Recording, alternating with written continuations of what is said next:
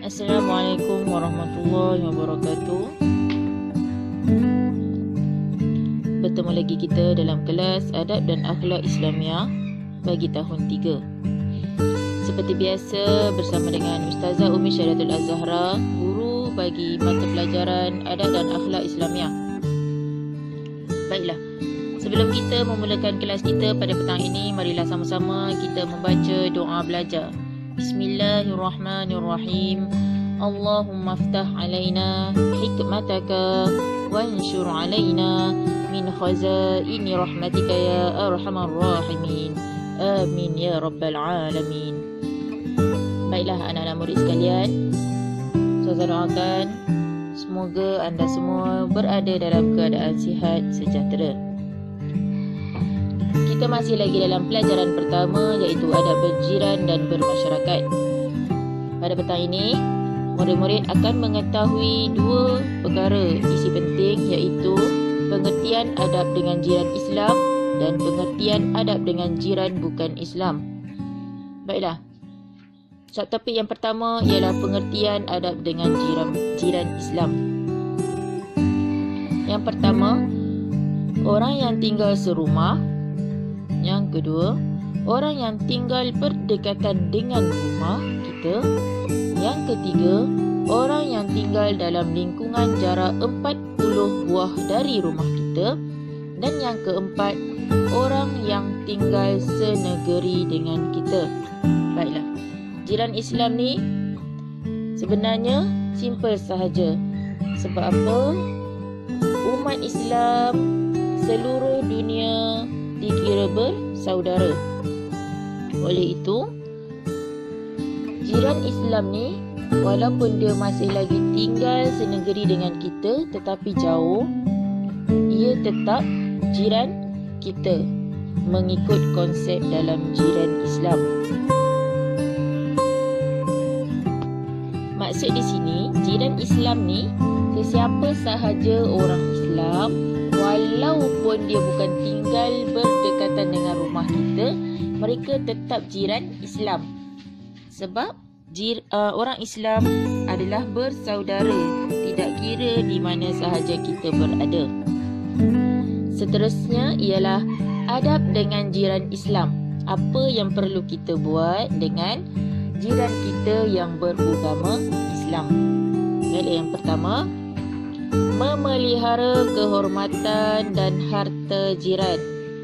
Contohnya, apabila kita berjiran dengan kawan kita telah mengamanahkan kita untuk meminta tolong menjaga harta dia semasa dia tiada. Contohnya semasa dia balik kampung, jadi kita perlulah jaga dia, jaga harta dia, tengok-tengokkan rumah dia supaya tidak ditimpa musibah daripada pencuri maupun perompak. Yang kedua, saling menziarahi jiran. Ini penting. Apabila kita ada jiran, kita perlu saling menziarahi supaya kita mengetahui keadaan jiran kita dari semasa ke semasa.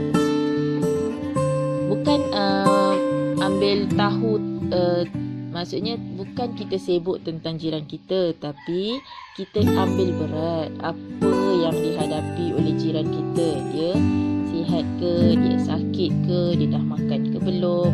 Itu saling menziarahi jiran. Yang ketiga, sentiasa mendoakan kesejahteraan jiran. Kita orang Islam sentiasa berada dalam doa-doa orang yang baik. Maksudnya selepas solat, kita doakanlah sekali jiran-jiran kita, sebab kita sesama Islam. Kita doakan dimurahkan rezeki supaya jiran kita tu sentiasa dalam keadaan sihat walafiat. Kita doakan jiran kita semoga sentiasa dilindungi oleh Allah Subhanahu Wa Taala.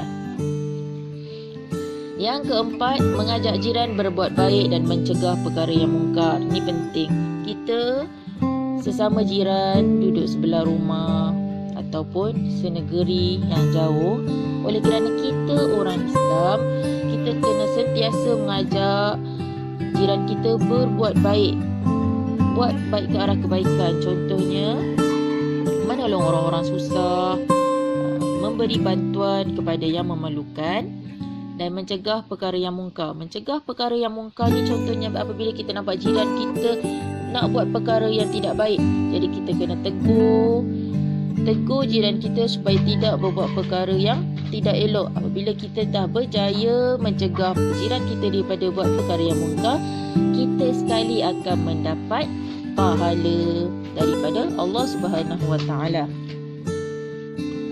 Seterusnya, kita pergi kepada pengertian adab dengan jiran bukan Islam.